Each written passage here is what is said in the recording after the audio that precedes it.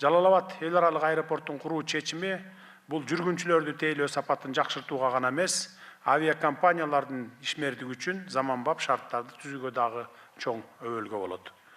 Эми өлкөбүздө авиация тармагында болуп жаткан жылыштар тууралуу эки ооз кеп айта кетейин. Кыргызстандын авиация тармагы 2006 жылдан бери Европанын кара тизмесине кирген. 3 жылдан бери Европа биримдигинин кара тизмесинен чыгуу боюнча иштерди ырааттуу жүргүзүп, эл аралык жарандык авиация уюмунун 2 аудитинен ийгиликтүү өтүп, жакшы натыйжаларга жетиштик. Ушул май айында биздин жарандык авиация агенттигибиздин жетекчилиги Брюсселге барып, кошумча далил документтерди тапшырышат. Буюрса, оң натыйжаларга жетишип, кара тизмеден чыгабыз деп үмүт артып турабыз. Жарандык авиация тармагыбызды заман талабына ылайыктап трансформациялоо жана анын мүмкүнчүлүктөрүн арттыруу боюнча жүргүзүлүп жаткан саясаттын алкагында заманбап чакырыктар менен дүйнөлүк тенденцияларга жооп бере турган авиация адистерине болгон муктаждыкты эске алуу менен Ишембай Абдраимов атындагы Кыргыз авиация институтуна жогорку окуу жайынын өзгөчө макамы ыйгарылган болчу.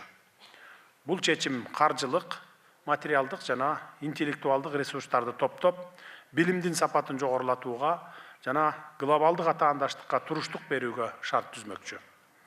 Өлкөдө 2021 жылдан бери жүргүнчүлөрдүн агымы 46%, рейстердин саны 31%га өстү. Жаңы учактар алынып, мурда токтоп турган аймактык аэропорттор ишке киргизилди. Бул болсо, Кыргызстан аэропорттор ачык акционердик коому менен тиешелүү мамлекеттик органдардын биргелешкен ишинин жыйынтыгы десек болот.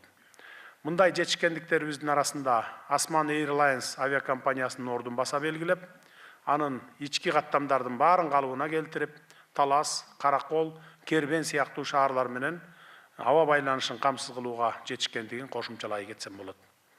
Ал эми бүгүнкү салтанаттуу иш-чарабызды авиация тармагыбыздын жаңы баскычына өтүшү деп атасак дагы болчудай.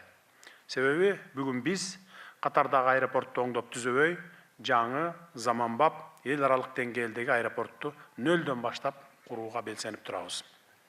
Кудай буюрса, Жалал Абад эл аралык аэропорту жалпы Фергана өрөөнүнө логистика, соода, туризм, инвестициялар үчүн жана мүмкүнчүлүктөрдү, жаңы мүмкүнчүлүктөрдү ачат.